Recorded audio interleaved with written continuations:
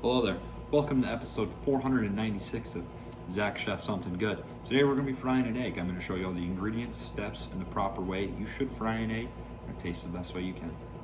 Welcome.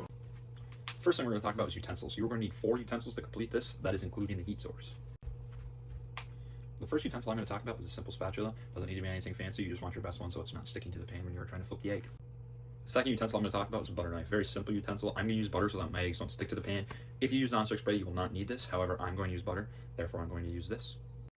The third utensil I'm going to talk about today is the frying pan. The only thing you want to make sure with your frying pan is that it's non-stick and that it is the correct size for the amount of eggs you are going to cook. I'm going to be frying 2 eggs, so I'm going with a smaller frying pan. If you're going to cook more, go larger. You just don't want to have a bunch of dead space to work with. That makes it more difficult to flip. Now we're going to talk about the heat source. I'm going to be using the stove as a heat source. There's multiple different ways you can cook this with heat: fire, blackstone, griddle, etc. However, I'm going to be sticking with the stove, which is in most family homes.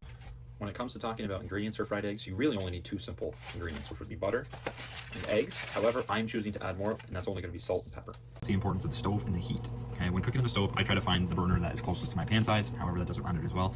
You just want to make sure you're using a low, medium heat. Here we have a paper towel and a paper plate to simulate my pan. I'm just setting this up so that I don't make a mess while I teach you how to crack an egg. When you crack an egg, you have a nice flat surface, and then for frying an egg, you're going to go directly into the pan, which is simulated here by a paper plate. Crack, pull apart simple, and that kept all eggshells out of my egg. Now, if you did see one, that's okay too. Just take a fork or a spoon and grab those out. First step, you want to get that pan on the stove. Get your stove set, medium-low heat. Now that we've let the pan sit on top of the stove for a few minutes, come to heat. We're going to go in with our butter and make sure we cover the entire pan. Now that we've covered the entire pan with butter, we're going to go in with our eggs. Again, crack on a flat surface.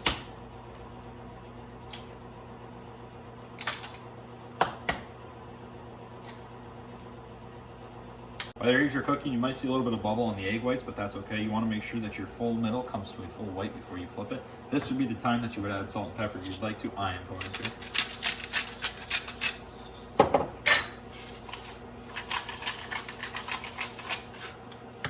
Now that the full middle has come to a white, this is the part where you're going to want to take your spatula and make sure the entire bottom of the egg is removed from the pan. If you are uncomfortable flipping with the pan, you can use your spatula to flip.